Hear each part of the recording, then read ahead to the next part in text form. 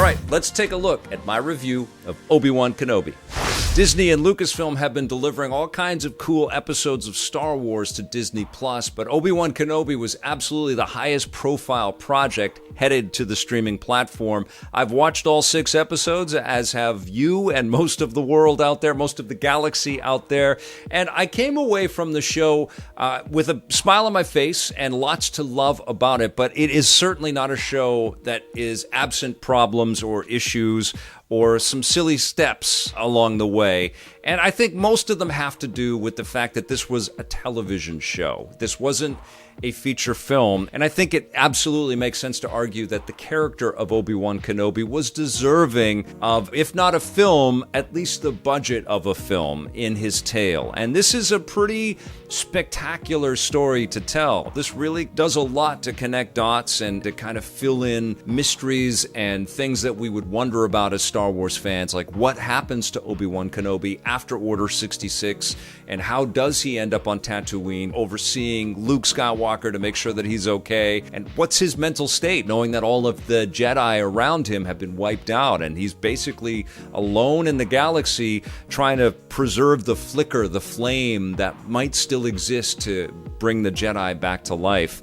And some pretty heavy stuff. I mean, the show makes no bones about it. This is a dark period for this character and for this time of righteousness in the Star Wars galaxy. So the show does a good job at getting inside of Obi-Wan Kenobi's headspace and to see him kind of beaten down and just doing the same routine in his day-to-day life. And then, of course, he gets called to action. There are still existing Jedi out there, and they're being hunted by inquisitors. And there's some really interesting characters brought up in there. Reva, played by Moses Ingram, is power hungry, and she's got all kinds of motives behind her rush to hunt the Jedi and to kill the Jedi. I loved Rupert Friend's Grand Inquisitor. He was deliciously evil with incredible makeup, and these Inquisitors all have very cool lightsabers as well. I also love Sung Kang's Inquisitor, who never spoke in more than a harsh whisper, and it was cool to see them, hitting the streets of Tatooine and hunting down remaining Jedi and stringing them up and scaring the hell out of everybody out there. But of course, this was the show that had the apparatus to bring Darth Vader and Obi-Wan Kenobi together again and to go through the experience of their last duel, their last face-off in Revenge of the Sith, and what that meant and what their headspaces were as they kind of came together. And Hayden Christensen and Ewen McGregor are just unbelievable in their performances, and they have epic moments, epic fights, epic head-to-head sequences that get gruesome and heavy, but beautifully crafted. But around this epic head-to-head is a series that felt smaller and more contained. And I didn't really have a problem with any of those elements when we were on Tatooine, but when we went to Castle Inquisitorius and we saw more of the Empire's kind of bases and places, they just felt very empty to me in comparison to the shots that we've seen of the Empire in previous Star Wars lore. It just felt like there were just a handful of extras walking around.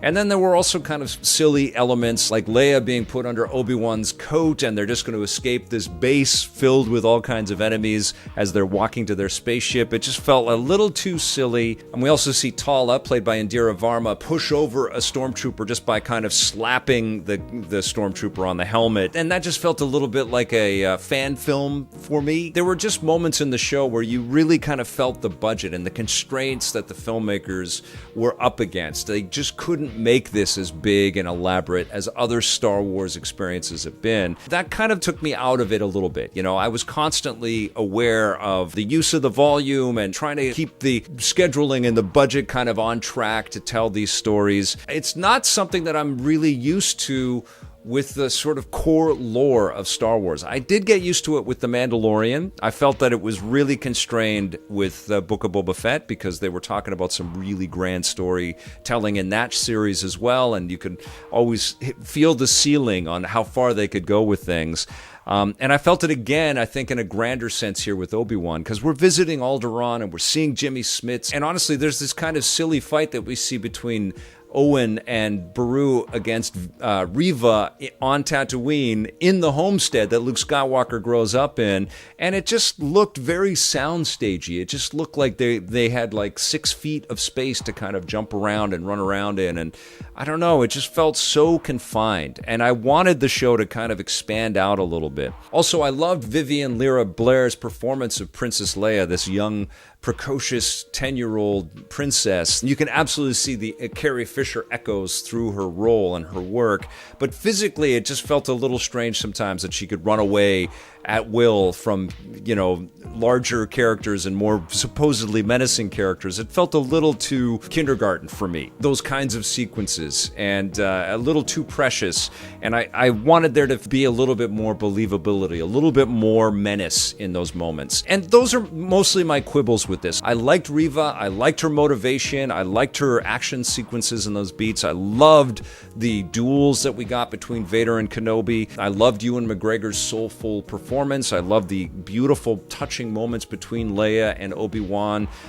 It really moved me. The echoes of that as we go into A New Hope and the video message that she gives to Luke Skywalker to find Obi-Wan, it resonates, it just really helps to make those moments resonate. So overall, I really love the story of Obi-Wan, and I love the performance of it and the commitment to it.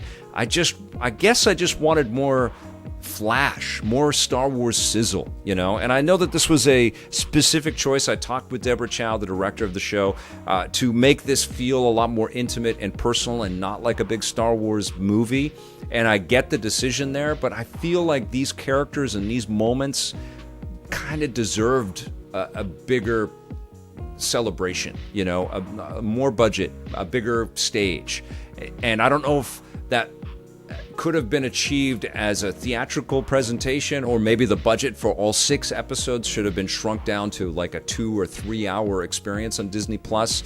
But I did feel a little underwhelmed by the way that this was produced. Not the look of it, not the aesthetics of it, not the camera choices of it. I liked the honesty of the moments of it. I just wanted to feel the larger galaxy and the resonance of Obi-Wan's decisions and Obi-Wan's battles with Darth Vader to feel mightier and meatier, like we have in previous Star Wars confrontations with these characters.